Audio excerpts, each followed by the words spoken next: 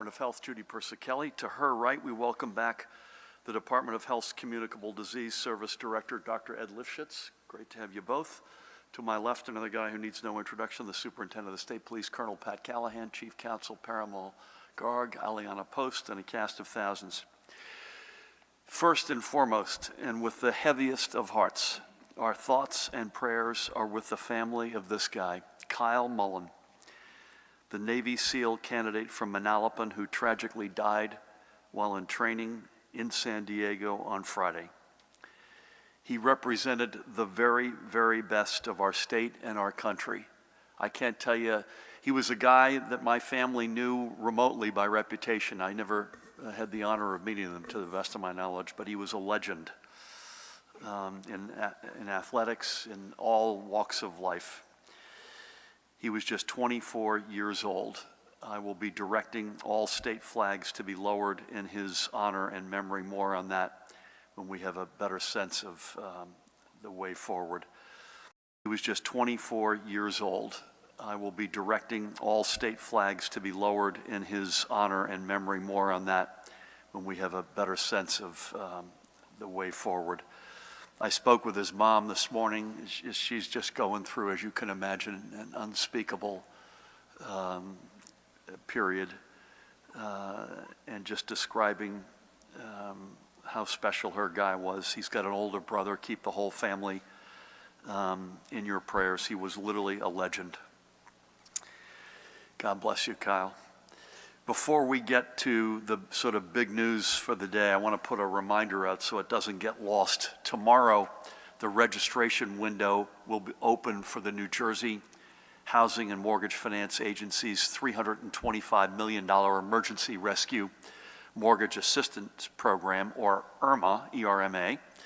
Through IRMA, eligible homeowners can receive up to $35,000 to cover mortgage arrearages, delinquent property taxes, and other housing cost delinquencies for those who were negatively impacted by the pandemic, protecting homeowners from foreclosures and neighborhoods from being impacted.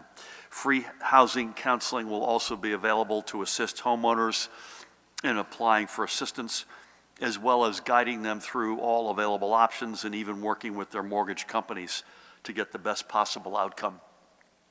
Again, the IRMA opens tomorrow, so I encourage you to visit the New Jersey Housing and Mortgage Financing Agency at njhousing.gov, that's njhousing.gov, and click the link for the Homeowner Assistance Fund, or you can call that phone number that's up there, 855-647-7700.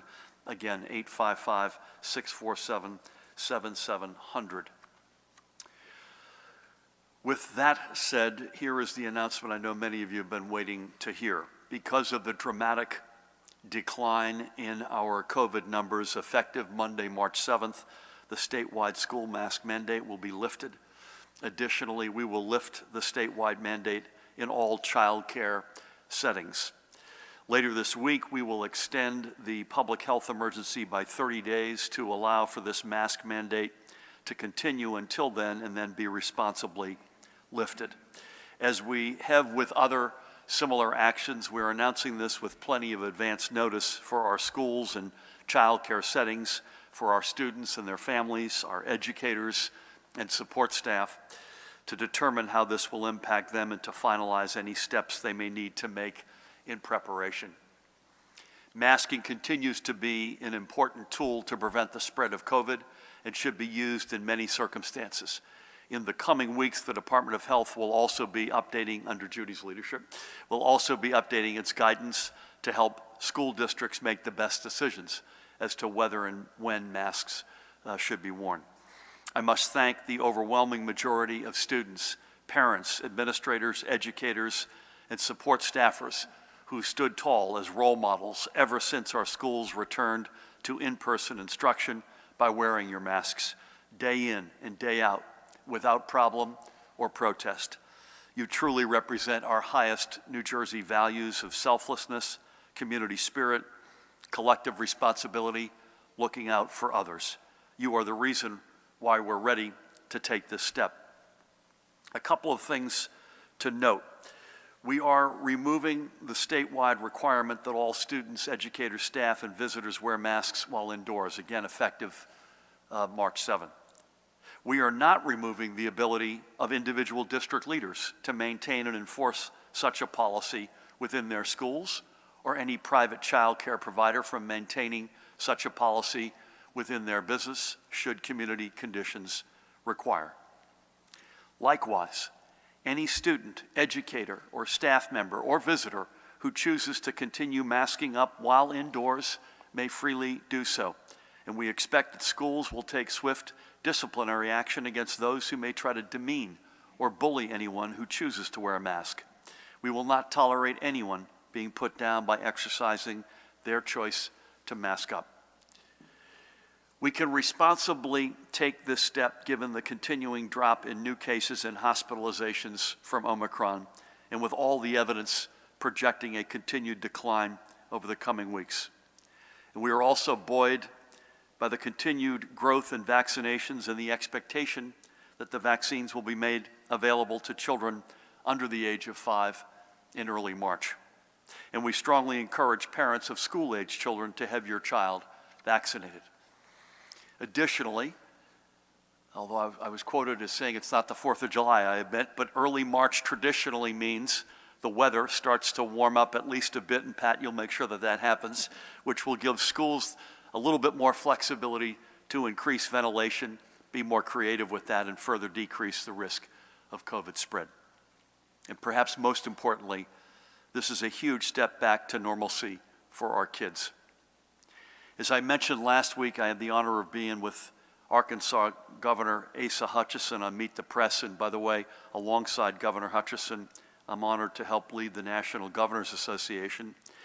We're not, and we've said this many times here, we're not going to manage COVID to zero. We have to learn how to live with COVID as we move from a pandemic to the endemic phase of this virus. To be sure, we've known this for a long time, and we are optimistic that given the decreased severity of this new variant and the continued increase in vaccinations, that we are finally nearing this inflection point. I've said many times that we would act deliberately in all we do in response to the pandemic. The mask mandate has been part of a many-layered approach to being able to safely keep our schools open, because we know that remote learning is an inadequate substitute for learning in person. We have tried, as we've said many times, to meet the moment, not to undershoot it, putting lives at risk, or to overshooting it, only adding to mental health and stress that we know exists up and down the state. And the numbers bear out the effectiveness of this approach. You can see here over the past number of weeks. Yes, the overall rates of infection among all students and educational staff, regardless of where that exposure occurred, has dropped off significantly over the past month. And by the way, this is not with regard specific only to in-school. This is all COVID as it relates to students and staff. But since the beginning of the 2021-22 school year, there have been roughly, as you can see, not roughly, exactly 2,635 student cases, 503 staff or educator cases, and those were all spread across 465 specific outbreaks. Keep in mind, by the way, 2,635 students out of 1.4 million students, 465 outbreaks out of about 3,500 school buildings. While we didn't want to keep any mandates in force for a moment longer than necessary, at the same time, the last thing we wanted to do was to pull back too early, endanger our students and their families, or educators and staff, and make it more likely that outbreaks would force schools to close. Again, as I said last week, every time you think you've got this thing figured out, it humbles you. But we are confident that 4 weeks from now, we will be able to be at the point with regard to the statewide school mask mandate that we have announced. One of the things that I am most proud of, and Judy and her team, including Ed, deserve a lot of credit here, a lot of the credit. One of the things I'm most proud of in our overall pandemic response is that we're the state that did not ride the roller coaster on again, off again, 2 steps forward, 1 step back restrictions that many other states have been through. I think in every case across the board, we have not re-implemented any significant restrictions after they've been limited. Decisions like these, balancing public health with the need to get back to some semblance of normalcy, are not easy. If we are to err, I would much rather be on the side of protecting public health. There are issues that are and must always remain above politics. The health and safety of our residents, and especially our kids, is not just among them, but it is arguably the most important of them. So again, Monday, March 7th, the indoor masking requirement in our schools and daycare settings will be lifted. Now, with all of that said, let's quickly get to the rest of the numbers for today. First, let's look at the numbers of newly recorded cases. We see the rate of transmission. Judy, how nice is it to see 0.5 something for seven in a row there. It's holding steady at well below 1, and the case numbers are down by more than 50% from where they were a week ago. A quick note, by the way, 1 month ago today, on January 7th, we reported more than 39,000 cases with a positivity rate of 34%. That's 1 month ago. And as we cross over to the numbers in our hospitals, we see these numbers continue to tail off as well. Overall, hospitalizations have dropped by another 1/3 over the past week. Again, going back 1 month ago today, we had more than 5,700 people in the hospital, and we were 4 days from our Omicron peak. We also see the ICU numbers and ventilator counts tailing off considerably, although we know that some of those numbers are due to that number on the bottom now, the numbers of deaths sadly reported by our hospitals. Those are not confirmed. Again, those are the numbers they report each of the previous 24 hours. And subsequently, these are the newly confirmed deaths.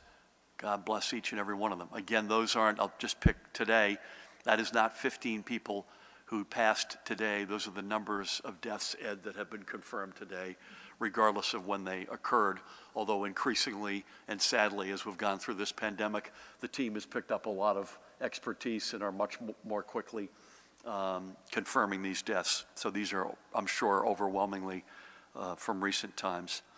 Finally, in terms of numbers, here are this morning's vaccination numbers, which, as I mentioned, are a significant reason why we can now prepare for the expiration of the indoor mask mandate in our schools. With more than 90% of eligible residents having received a first dose, we are among only 6 other states to have reached this milestone, according to the CDC. But again, while all the signs continue to point in a positive direction, we have to keep it that way. None of us should be taking anything for granted, and none of us should be ready to let up. We are moving steadily toward a return to a real sense of normal, and let's get there. Aliana, can you go back to the booster slide, or the vaccination slide? There's one thing that I think, Judy, I'd be remiss, and we'd be remiss, and you'd be mad at me if I didn't say it. The booster penetration continues to be way lower than it needs to be. And this is not, folks, by the way, there's an interesting piece this morning that I read. This does not break down on political lines like we've seen, sadly, the original courses have broken down on political lines. This is the 49% in our state who aren't boosted, and by the way, we're a lot better than most of America, looks a lot like our state. And I'm not sure I can understand yet why the lack of uptake is not stronger and better, but it is what it is, and that's the one area I think you'd want me to say we need a lot more progress. Okay, thanks, Aliana. So, as we get back to normal, we have to always remember those who will not be there with us when we do. And here are a few more of their stories. Today, we honor 2 members in the same family. I alluded to this last week. Vincent Apicelli Sr., he's on the left, the guy on the right, and Vincent Apicelli Jr. They both lived in the West Belmar section of Wall Township in Monmouth County. They were 81 and 52, respectively. Vincent Sr., by the way, I found out about this because I knew this barbershop was an institution, and I read about it in the paper. Vincent Sr. was the longtime owner and operator of the Belmar Barbershop, the mainstay considered an institution in the community. Vincent learned his barbering skills while in the United States Navy. His loss left a huge hole not just in his family and among his friends, but in the fabric of downtown Belmar, where nearly everyone knew him and at one time or another, he had cut nearly everyone's hair. He passed on December 28th. Vincent Sr. met his wife of 53 years, Ellen, where else? At the barbershop, though she admitted she's probably the one person whose hair he never cut. They had 3 children together, daughters Tina and Kim, and a son, as you know, on the right, Vincent Jr., who everybody called Vinny. 10 days ago, on June 29th, Vinny passed away from complications of COVID. His battle against the virus made harder as he was also undergoing treatments for stage 4 multiple myeloma cancer. He was just as recognizable a figure locally as his father was. A gifted baseball player in his youth, he was described as having a cannon for an arm and could hit the ball a mile. He spent hours on the diamonds in Wall Township as a volunteer and umpire with the North Wall Little League. In addition to his mom and sisters, Vinny also left behind his 3 children, 2 daughters of his own, Alana and Ashley, and his son, little Vinny. He also leaves countless friends. So I had heard about Vincent Apicelli Sr. and spoke to daughter Tina, who lives in Mississippi, and she mentioned to me at the time that her brother was battling this. And as we were getting ready to honor the father last week, sadly we got word that Vinny died, and then I spoke to his mom and Vincent Sr.'s wife, Ellen, and you can imagine how busted up they all are. May God bless both Vincent and Vinny, and we thank them both for the tremendous contributions they made to their community. In Vincent's case, to our country. May God bless each of their souls and watch over the families they leave behind. And today we also remember East Brunswick's Susan Sue Tissaker, who passed from COVID at the age of 78. For many in Trenton, Sue will be remembered as a longtime chief of staff to our friend, State Senator Sam Thompson. But her career in public service reaches back across nearly 40 years, and it began in service as an educator. Sue left the classroom to enter the insurance industry and would own and operate her own agency. That change in career would open up numerous new doors within the community. She would go on to become the East Brunswick Regional Chamber of Commerce president, the chair of the East Brunswick Zoning Board of Adjustment, and a commissioner on the Middlesex County Board of Elections. In political life, Sue was the founder of the Middlesex County Republican Women's Club and served as the president of it for over 10 years. She would also serve over time as the East Brunswick Republican Municipal Chair, as a regional vice chair of the Middlesex County Republican Organization, and as treasurer of the New Jersey Federation of Republican Women. Sue shared the last 35 years with her husband, Donald Katz, with whom I had the great honor of speaking last week. She also leaves her brother Michael and her sister Ann, among other family. And Donald told me some great stories, including about their wedding. We know that God has blessed her for a lifetime of service to our community and our state's civic dialogue. She will be missed by memory. May God bless her memory and Donald and the family she leaves behind.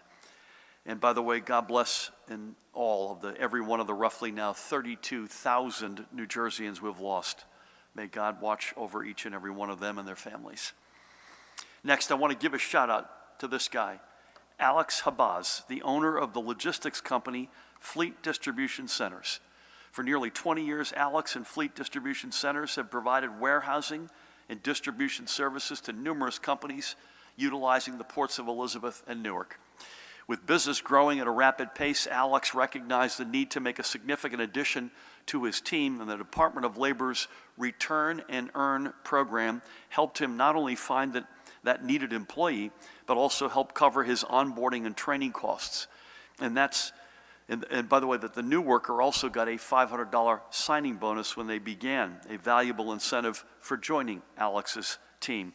I had the opportunity to catch up with Alex last week, who, by the way, is as busy as ever, to thank him for partnering with us through Return and Earn to help Fleet Distribution Centers prepare for a strong and prosperous future. Check out their website. It is fleet3, the number 3, pl.com. fleet3pl.com. I asked Alex, by the way, if he had any advice. He said, yeah, you can market this program more. I can't believe how good it is, but I stumbled upon it. I said, you know what, that's good advice. From the Department of Labor, by the way, to the Economic Development Authority, we've invested now nearly $1 billion in the businesses we're going to rely on over the long term. These are truly innovative and winning partnerships. And I say the same about the many other partnerships that have carried our state throughout the pandemic and are now positioning us as we begin to return to a real sense of normal. And again, we'll take another big step forward in 4 weeks from today, March 7th, when the school mask mandate will be lifted. With that, please help me welcome the woman who needs no introduction, the Commissioner of the Department of Health, Judy Persichilli. Thank you, Governor, and good afternoon. As the Governor said, the Department will be developing guidance that incorporates all aspects of safety in schools while the children are unmasked. We know that every parent wants to do what's best for their children. So there may be parents who will want their children to continue wearing masks, and we want to respect those decisions as well. School districts will also have the right to maintain a universal masking policy after March 7th. In the event of a school outbreak, it will be important for the districts to work with the local health department to determine what preventive measures are best for the children and the staff in their school. Also, last week, the Department's Communicable Disease Service issued public health considerations for COVID-19 home-based self-tests. The recommendations from CDS provide updated guidance for local health departments and public health partners for reporting and interpreting self-tests in order to determine public health actions. Testing, as you all know, is a critical component in tracking the spread of COVID throughout the pandemic. Home testing procedures are an easy and accessible alternative if you are feeling unwell or if you have been exposed. Over 640,000 at-home saliva test kits have been ordered through our at-home testing partnership with Vault. Also, the federal government is sending at-home tests to those who request them online at covidtests.gov or by phone at 1-800-232-0233. Home-based tests include those where the specimen is collected at home under the supervision of a healthcare provider and processed in a lab, like the Vault saliva test, as well as those over-the-counter antigen self-tests like Binex Now, which are performed by individuals without any professional interaction. While home-based tests offer accessible testing and produce rapid results, these results may not be reported to public health authorities, which places the responsibility on the individual to self-isolate for the recommended period of time and notify their close contacts. Results from self-administered tests are also not included in the state's overall count of COVID cases, which makes it important that individuals who test positive on a self-test notify their healthcare provider or local health department if they do not have a provider, and if they have concerns and questions, to make sure they reach out to their health department or their primary care provider. Getting tested if you are not feeling well or may have been exposed to someone with COVID is a responsible thing to do, as is reporting your positive self-test results to a healthcare provider to ensure that you take the steps necessary to protect yourself and those around you. I'm also reporting that there have been a total of 182 cases of multi-inflammatory syndrome in children, MIS-C, in New Jersey to date, including an additional 7 reported cases since our last briefing. 5 of the children are currently hospitalized. Parents should contact their child's doctor or clinic right away if their child is showing symptoms of MIS-C, such as an ongoing fever, plus more of the following: stomach pain, bloodshot eyes, diarrhea, dizziness or lightheadedness, skin rash, vomiting, or confusion. Not all children will have the same symptoms. Please call a medical provider if your child is experiencing any symptoms that are severe or concerning to you. Additionally, the U.S. Food and Drug Administration Vaccines and Related Biological Products Advisory Committee, VRBAC, is meeting on February 15th to consider emergency use authorization of Pfizer's COVID-19 vaccine for children 6 months through 4 years of age. And now, moving on to the daily report, as the governor shared, our hospitals reported 1,910 hospitalizations of COVID-19 positive patients and persons under investigation last evening. At the state's veterans' home, since our last briefing, there have been 5 new cases among residents and 1 COVID-related death at the Menlo Park home. Our state psychiatric hospitals, we have 1 new case among residents in Trenton and 1 new case at Ann Klein. The daily percent positivity as of February 3rd for New Jersey is 6.76%, the northern part of the state 5.08%, the central part of the state 7.95%, and the southern part of the state 9.22%. So that concludes my daily report. Please continue to stay safe. Let's get vaccinated, get boosted to protect ourselves, our family, our friends, and our children. Thank you. Judy, thank you for all. In the interest of time, we'll move right along. We got a big crowd with us today. Pat, any postmortem on the storm on Friday? Any color on what's out there now, and what do you got at the end of the week, and any other matters you've got? Good to see you. Thank you, Governor. Good afternoon. With regard to Fridays and the Saturdays, we had troopers handled 168 accidents, almost 400 motorist aids. We did have a couple tractor-trailer accidents for those drivers that failed to heed the commercial travel restriction. That was lifted Saturday morning at 8:30, and I have confirmed that those drivers were issued summonses for being in here against the travel restrictions. As far as today, we're still watching rain, sleet, and snow. Concerned about the ground temperatures for tonight, but DOT is doing a phenomenal job out there. Also looking at a possible cold front Friday and Saturday, which hopefully doesn't bring with it any precipitation. I just wanted to thank the CDC, HHS, and FEMA for their efforts on both the Galloway and East Orange testing sites in supporting our testing. And I'll just end with the acute care strike team that's in helping University Hospital. Has about 2 more weeks left supporting University Hospital, and we don't anticipate extending that, and I hope we don't have to. And there is the winter weather advisories across the state have all been lifted with the exception of Western Bergen and Western Passaic counties, which are in effect till 3 o'clock this afternoon. Anything at the end of the week, or is it too early to tell? It looks like it's going to be cold, but as far as precipitation, it looks like hopefully nothing to be concerned about. Okay. Thank you, Pat, for everything. We'll start over with Matt. Before we do, unless Aliana tells me otherwise, we'll be back here a week from today at 1 o'clock. And as we've got things to report throughout the week, we'll find ways to get to you either virtually or on the road. With that, Matt, good afternoon. Good afternoon, Governor. So you're dropping the requirement for masks in schools, but what do you recommend students and staff do?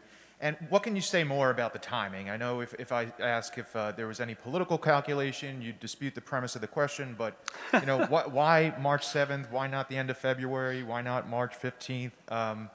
And to be clear, I think I know the answer to this, but just to be clear, will school districts be allowed to actually ban masks in schools if they want to? I think the answer in the last one is no. It's the opposite. The state is lifting the masking requirement, but in the positive, as Judy said, if a district chooses to, but we're not allowing anyone to ban anything. Your first question was, what would make you wear a mask, or what? What do you recommend students and staff? Yeah, we wouldn't be doing this if we didn't recommend that you can lift it, but you also, you have to know your own health situation. If you've got some, I would think, Judy, a comorbidity, or if a district thinks that there's a particular outbreak in that community. But all other things being equal, healthy child going to school, they're going without a mask on March 7th. But again, 2 things. You got to reserve the right, as a district reserves the right to keep something in place. And secondly, I think most importantly, an individual based on their own health reserves that right, and we cannot stigmatize a decision like that. Listen, we're trying to get given all the unpopular decisions I made when politics was really on the front burner, I think I would agree with you. We'll disavow the premise of the question. You're trying to get a whole bunch of data streams together and make the best call you can. And so it's a combination of cases, hospitalizations, positivity rates of transmission, all going dramatically in the right direction. It is trying to project out what those data streams look like weeks ahead of time. It's acknowledging that vaccination rates continue to creep up among kids who are more recently eligible. Not as fast as we'd like, but getting slowly but surely. It's the acknowledgement Judy mentioned that the committee is likely to meet and approve vaccines for kids under 5 years old. So that combination has given us the sense that sort of plus or minus a month from now is the right time to do it. Again, we're dealing with a pandemic. It's like dealing with Mother Nature. You do the best you can, and as I said, it's humbled us so many times in the past, but this feels right to us. Thank you. Dave, you get to bat second here. Thank you, Governor. Yes, I moved seats on account of the possible questionable fire alarm that took place last week. Point of, this is not a question, but just to make sure I understand, it's daycare as well as preschool and schools, all Yes. facilities for children. Yep. So what would your advice be for colleges, universities, community colleges, and so forth? You mentioned the fact that bullying and teasing and so forth would not be tolerated in schools if a kid or a member of the faculty or whoever in the school wants to wear a mask. Why not just decide this is a statewide mandate that's being lifted and end it for everybody so that we don't open the door to these different situations? I think I know the answer, but I'd like to get your sense of that. If we're dropping the school mask mandates, what about the executive order that forbids people to return products at supermarkets? Apparently there's some question about this. Over the weekend, I was with someone who attempted to return an unopened tube of toothpaste to a supermarket, and we're told that because of your executive order they couldn't do this. Someone else reported they went to another supermarket and they could return a product. So could you please clarify that? And finally, what suggestions would you offer, and I know this is very important to you, Governor, in particular, to towns for St. Patrick's Day parades that will be coming up in March, and also the occasional indoor celebration that you may be attending and others as well. Should we cancel parades? I mean, a lot of towns did cancel them for the last couple of years. Now that things look like they're going in the right direction, what would your sense be of that? Thank you. We'll start with the back and go forward. And again, I'm going to try to, let's all be as brief as we can. There's no reason to cancel them. I still think you have to use your head if you're inside and you're with a bunch of people, Judy, whose vaccination status you don't know. But there's no reason whatsoever to cancel them. The last thing Callahan and Murphy are going to do, and by the way, Judy, you too, and as well as Ed Olifshitz at the end of the table there, we're not going to. No, we should go ahead. Be responsible, be smart, particularly when you're indoors, but by definition, a parade is outside. I thought we had dealt with the return products. Someone raised that, I think, quite smartly many, many months ago. Paramo? Yeah, the governor never issued any type of executive order on returning products to supermarkets. That was a law the governor signed in the opening weeks of the pandemic, and I believe we signed a law repealing that a number of months ago, but we can follow up with you offline. I believe that's no longer, and it has not been for a while. I think you can't mandate lifting it, Dave, for the reason you would guess is, and Judy would want me to say this, I would think you've got a particular health issue, in particular that you're going to want to wear that mask, and mandating you to not wear it is not on. So that's the real reason. And again, I mentioned the district's ability to make a decision locally depending on what the dynamic is in that particular community, for instance. In the child care, I answered in colleges and universities. My view is we can responsibly, we are making a statement today that inside of in education communities, that you can responsibly, we believe, a month from today, all other factors being equal, in other words, that you don't have a particular health issue, or there's not a raging situation going on in your town or in your school, that you can take that step. And I would think the same goes for colleges and universities. Again, Judy would probably want me to remind everyone of this. They are, by definition, a more vaccinated reality because they're older populations and they've not been more recently become eligible. So that's the only wrinkle. Mike, is that you? Hey. Yes, good afternoon, Governor. Good Thanks. afternoon. I believe in January there were almost 2,400 deaths from COVID, which I think is the highest point or highest number since May 2020. You know, keeping in mind that deaths can be a lagging indicator, did that give you any pause in lifting this mandate? And if not, can you talk about why not? Now, I think also one of the slides you showed school cases rising in January. How did you account for that in reaching your decision today? Thank you. So January, Ed, I don't want to overstep my bounds, so you should weigh in here. January, I mentioned what it looked like on January 7th. That might as well have been 10 years ago. I mean, the numbers are dramatically different in both as it relates to schools, cases, hospitalizations.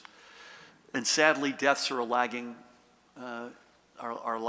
indicator, Judy, right? They're going to come in as the last sad, tragic data point in what a period in this pandemic looks like. And so that's is that fair as it relates to losses of life? Thank you for that.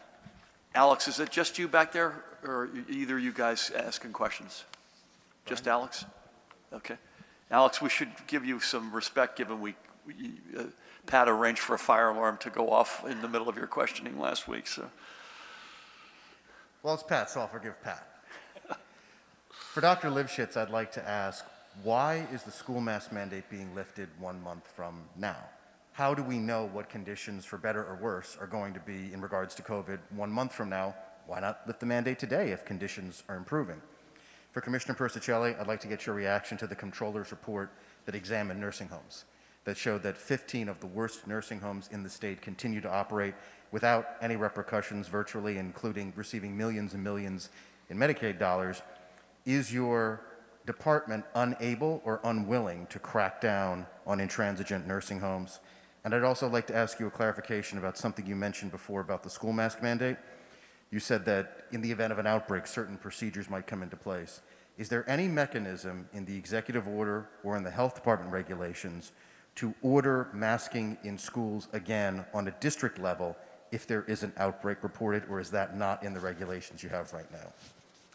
And for you, Governor, I definitely would like to ask if this also means you might lift the mask mandate in state buildings, including at this briefing where we're all vaccinated, far apart, masked, whatever. And in general, when it comes to school masking, you've said very consistently over the course of last year into this year that you would be looking at the rate of vaccination amongst juveniles, among students, to make your decision. And now today, suddenly you're talking about case numbers and you're talking about hospitalizations. When did you change your metrics on when to lift the school mask mandate? And was it before or after legislators, including members of your own party, moved to try and limit your executive authority? And just in general, on that executive authority, you did say that you're also going to be extending the public health emergency. Why? Why not end that public health emergency at the end of this week, along with the mask mandate?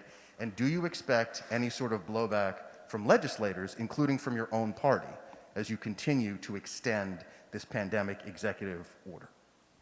So I'll start, and Judy or Ed, if you want to weigh in as you see, and Ed, we definitely got to get our money's worth out of your being with us today. I'm just going to predict a little preview, I should say, what Ed, I would bet, would say, which is we see numbers going dramatically in the right direction. And having said that, it's February 7th. It's miserable outside. We want to make sure we're going in the right direction. We're proud of the fact that we have not gone 2 steps forward and 1 step back. We don't want to start that now. A few more weeks gives us more confidence in that respect. So that's and again, let me go through a few things here, and we'll come back to what Judy you're adding. I don't know. I don't know what the action is yet, but I feel I can confidently put words in Judy's mouth, but they're in my mouth as well. That report on the 15 nursing homes is unacceptable. So she and I and the teams are looking at possible options on how to deal with that. Completely unacceptable. No, mandating a district is not part of this. Allowing a district is part of it, and that's the way we want to. That's we think the right place to settle. Again, Judy and Ed can come in here. State buildings masking, nothing to report now, but we started talking about that just generally this morning, so that's no news to make there. But at a certain point, if you really continue to think you're in the right direction, you want to be able to keep taking steps. Most of what's left at this point, Alex, is federal. So trains, planes, buses, any healthcare setting, Judy, long-term care, that's all federal masking requirements. The one really big one left is our state buildings, and that's something that you can assume that we'll be looking at. No, rate of vaccination, it is an either or. It's a whole series of data points that we've been looking at, and that is one of them. And by the way, in the additional one, which is Judy referred to, the expectation that the federal committee would approve a vaccine for the under 5. They're meeting again when, Judy? February 15th. Feb 15th, so that's a week from tomorrow. So there's not a change. It's just sort of, we always say this, there's a series of data points that we look at, data streams that we look at, and that's one of them.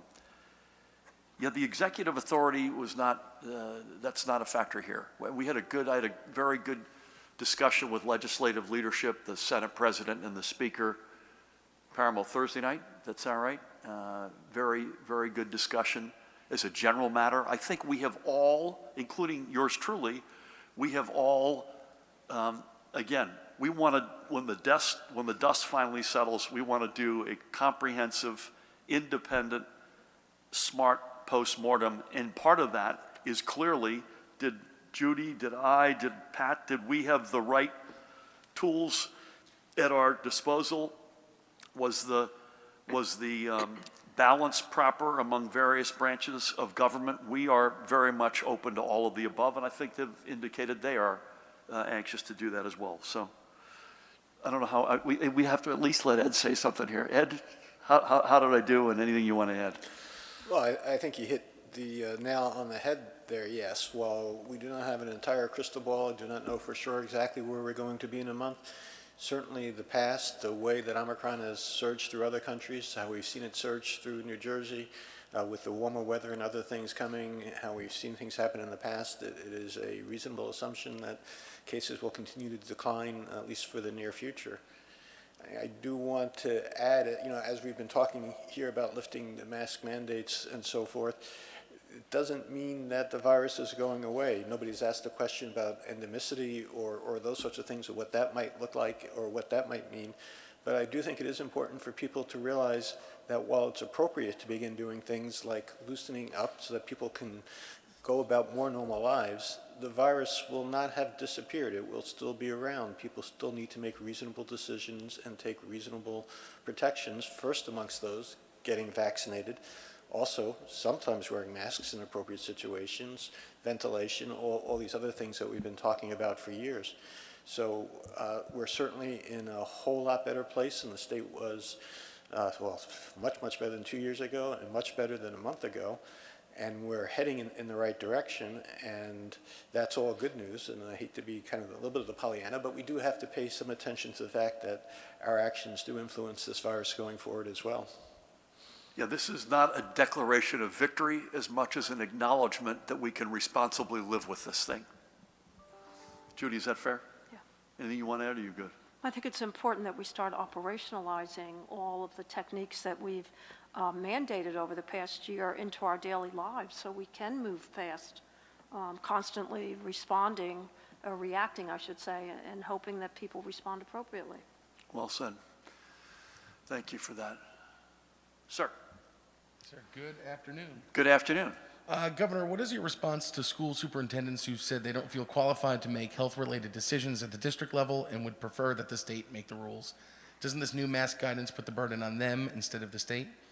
And apologies if this is similar to an earlier question, but you said you're confident that COVID cases will continue to decline and will be able to lift the mask mandate, and specifically what models or information gives you that confidence? Yeah, on the latter, I've answered that. So it's the best of our abilities, most importantly with the medical experts such as the two folks to my right and other folks, just the stream of data that we think we can best project where that's headed.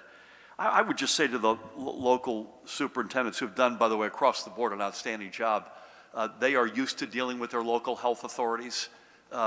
We're getting to the point, and Judy just used a word which I like a lot, operationalizing some of the things we've been doing as a pandemic response now to be a part of how we figure out how to live with this thing. And that is, at least as far as we can tell at the moment, best done with their local health authorities. And I have one more for you, too. Real quick. From our friend David Cruz, the Senate President says he supports an effort to look at the Emergency Health Powers Act of 2005, which you support having to get approval from the legislature to declare and maintain an emergency declaration. Yeah, again, don't be mad at me. I think I just answered that. We all want to look at this and figure out whether or not we have the right tools at our disposal, whether or not it's the proper balance among branches of government, not just the Senate President, count me in. We want to have that and really assess in the, hopefully when the dust is settled, how many times have we said that, Judy? Those of us up here, as well as the legislative leadership, had that as precise and as in balance as possible. I can't see who's in the back. Please, yes. Hi. Yeah, is the state going to provide guidance to schools for other COVID-related restrictions, such as quarantines and testing? Do you see any obstacles to mask policies on the local level? You've mentioned vaccine rates as a reason for lifting the mandate, but only 1 in 4 children ages 5 to 11 is fully vaccinated. How is this a justification? Does visitors in schools include spectators at events? If not, when will that requirement be lifted? And for the commissioner, is the state concerned that their recommendation to follow CDC guidance that says children and staff who are not boosted should quarantine if exposed will lead to more absences? Okay, I think I got most of that. To the last question, as well as the first, there is guidance that Judy and her team will be formulating over the next number of weeks. That'll be quarantining. It'll be things like barriers, social distancing, all the stuff that we know are in place. Is that fair to say? Exactly. I think I understood you. It does apply to visitors. Was that your question? So does that include spectators at sporting events, plays, and things like that? Yeah, the answer is yes. Again, I think I answered this from Alex. Vaccine progress is a data point, a data stream that we look at very carefully, but it's one of many. And it's not just progress, where we know we need to make more, but it is also the fact that we are expecting the under 5 cohort to become eligible for a vaccine. Did I get most of what you said? Is that, you good with that? Okay, thank you. Daniel, how are you? Good. How are you doing, Governor? Good. Good. Any thoughts on, this is off topic, any thoughts on New York overtaking New Jersey last month for sports betting and predictions that they'll do better than New Jersey for the Super Bowl? Does New Jersey risk losing its status as the de facto leader of sports betting in the Mid-Atlantic? Who do you like in the game, by the way? Whatever team wins. Okay. Whatever you do, don't go out on a limb. All right. You previously mentioned... Rams by 4, by the way, is the line. All right. You previously mentioned potential action in your budget on taxes and affordability. What are those, and do you intend for taxes or spending to go down in the upcoming budget? You touched on St. Paddy's Day, but that's in a month, and the Super Bowl is in a few days, and COVID, even though Omicron is getting better, it is still a big presence. Is it safe to do pre-COVID celebrations for the Super Bowl? And that's it. Thanks. Okay. I think we thought from moment one that assuming New York legalized sports betting, that it would take a chunk out of our book of business. That was always our expectation, and that's what's happening. You have, and you know this because of the unique angle you have countless folks who literally had been crossing the George Washington Bridge placing a bet inside of the four walls, maybe at the Meadowlands or in their car online, and going back to New York. That presumably a good amount of that traffic will cease. That does not mean that we still won't have a very good book of business. And I think more importantly, we have gone out of our way aggressively to try to attract as many of the jobs related to that industry in New Jersey. And we've had pretty good success at that. It's basically a fintech business. New Jersey's kind of the fintech capital in America. A lot of middle and back offices are in New Jersey of the big Wall Street firms, and that's allowed us to piggyback off of that. No news on the budget other than affordability. First of all, I've committed to not raise taxes, and we will not raise taxes. Can we find ways to make the state even more affordable as opposed to not just go up, but you can do some things to press them to go down? We hope we can. No news to make, but that's something we're constantly looking at. Judy, a year ago, it was a big part of our pattern, and I'm glad Daniel asked it. Again, this is like an indoor St. Patrick's gathering. Yeah, and Ed said this, it's still in our midst, so use your head. Use your head, right? If you're with people indoors, have fun. There's no reason to ban anything. Enjoy this thing.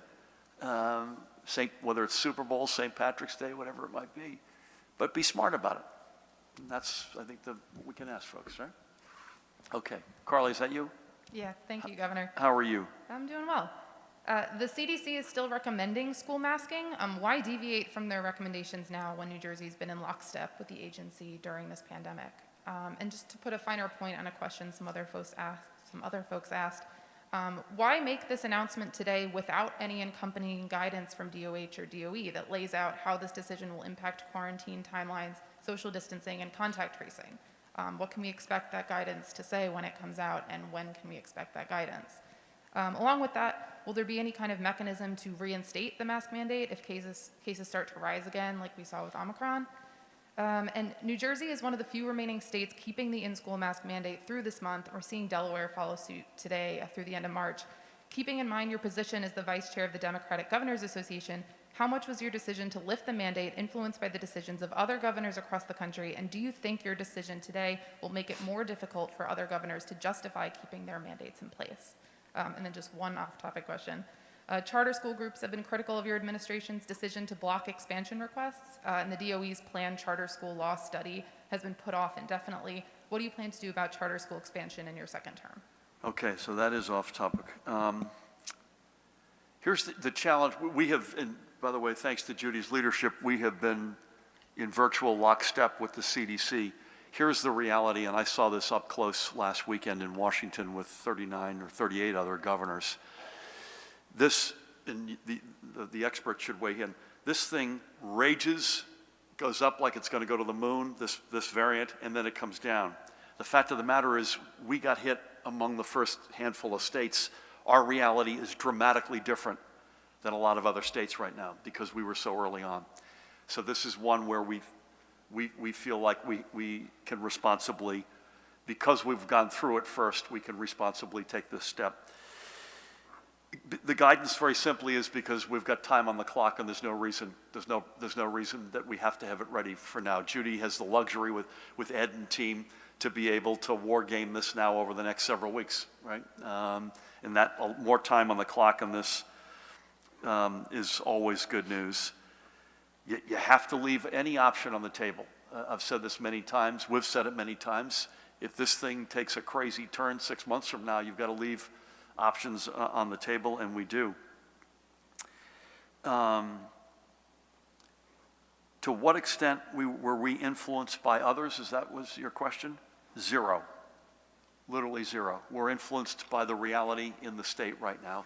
Obviously, we take, if there are best practices elsewhere, obviously the feds matter to us greatly, but this is being done because the collective we believe it is the right, responsible thing to do in New Jersey.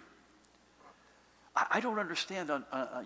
You'll have to, Carly, at some point I'll have to ask you offline why all of a sudden there's this big buzz around our posture on charter schools. It takes my breath away. Sometimes folks write the article before they bother to check the facts.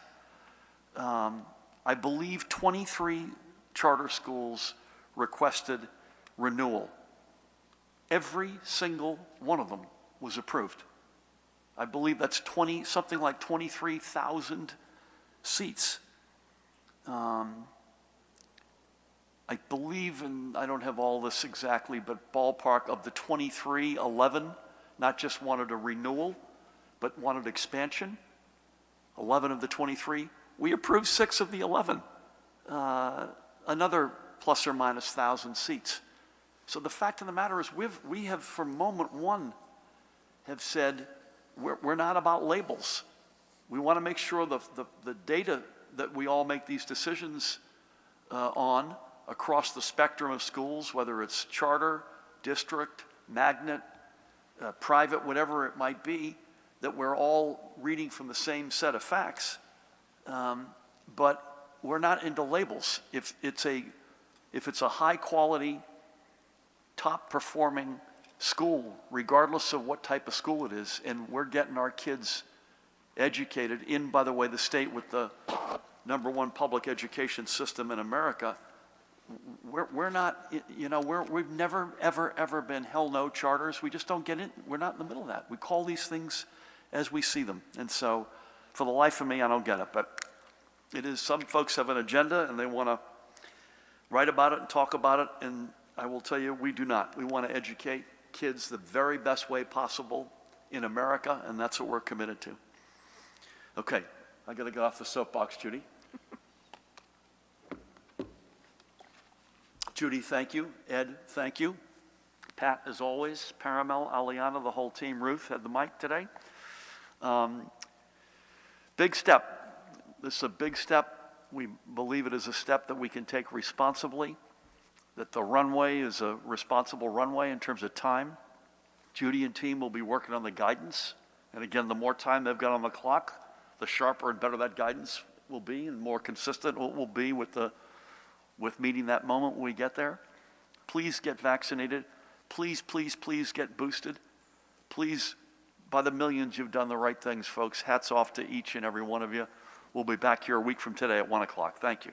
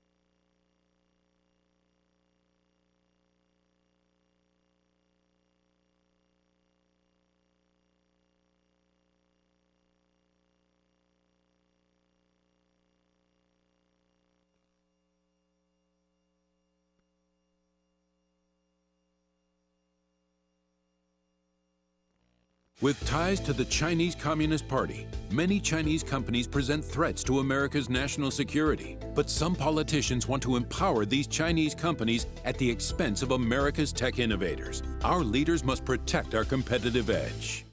We are in with this pandemic. The Omicron variant has caused an unprecedented number of infections across the country over the past month. Thanks to the hard work of so many, we have new tools to address the threat caused by this new variant, including vaccines, boosters, and high-quality masks. But the sheer number of infections is putting an enormous strain on hospitals, healthcare workers, schools, families, and communities across the country. We all need to do our part to address this new challenge by getting vaccinated and boosted and wearing high-quality masks. That is why we are having this hearing in a larger hearing room where we can be socially distanced, limiting the number of people who are here in this hearing room, and taking additional measures such as wearing masks. I will be wearing my mask during the entire hearing and would respectfully request others in the room today do the same. As always, I appreciate the work from the staff of the Sergeant at Arms, the architect of the Capitol, and our committee clerk and his staff to make this hearing as safe as possible. Nearly 2 years into this pandemic, people are exhausted after all we have been through. And even as the Delta strain is still circulating, we are all alarmed by how quickly Omicron has spread and anxious about what is next. People back in my home state of Washington and across the country are frustrated and worried about the course of this pandemic and its persistent challenges, like how hard it still is to get a test. I've heard from so many people who are waiting in long lines and going from pharmacy to pharmacy trying to find a test, or who are giving up on getting tested because tests are unavailable or cost too much. I've also heard from people who have found the communication about new isolation and quarantine guidance confusing and frustrating. They are trying to keep themselves and their families safe as this pandemic evolves and we continue to learn more. But I'm hearing more and more questions like, what kind of test should I get? When should I get tested? Why can't I find a test? Do I need to isolate 10 days, 5 days, or even at all? Testing in particular is a huge concern for parents who are starting 2022 exhausted from the last 2 years and worried about schools staying open safely this year.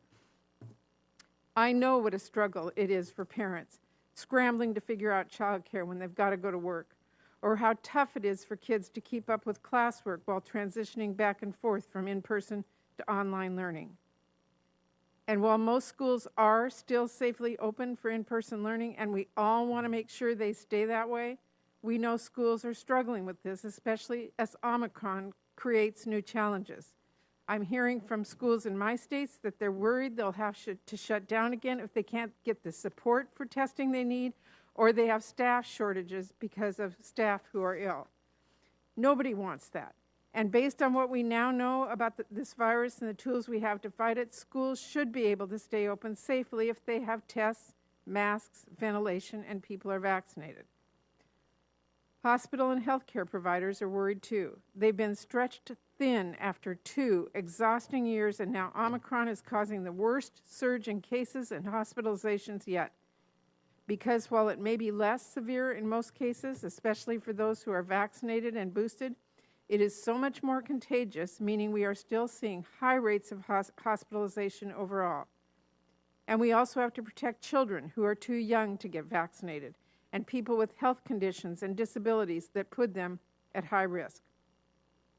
Back in my state, hospitals are asking our state leaders to declare a crisis for our medical facilities. I've heard from healthcare providers in Washington who have been well over their staffed bed capacity for several days and are pausing non-essential procedures.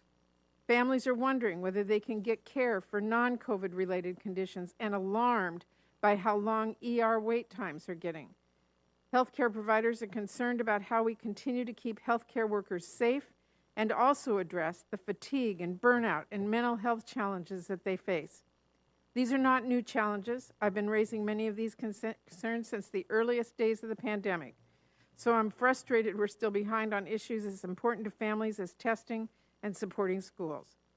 That's not to say we have not made progress. It's just clear we haven't made enough. But even though we aren't where we need to be yet, we are not back at the starting line when it comes to COVID-19 either. We have safe and effective vaccines for everyone ages 5 and up. We have booster shots available for those 12 and up. More and more people are getting their shots each day. The administration is also working to help get the world vaccinated to end this pandemic and has already pledged over 1 billion vaccine doses to that effort. We have new life-saving therapeutics. We have additional resources Congress passed in the American Rescue Plan, which can help increase our testing capacity, protect workers, and give schools the support they need to stay safely open. And we have an administration that is focused on following the science, facing this pandemic head-on, and addressing the frustration people are feeling. That is crucial at this moment when the path forward requires steady leadership and clear communication about the challenges we are still facing and the work ahead to tackle them. President Biden has said plainly that he shares families' frustration around testing, and he wants to make sure schools stay safe.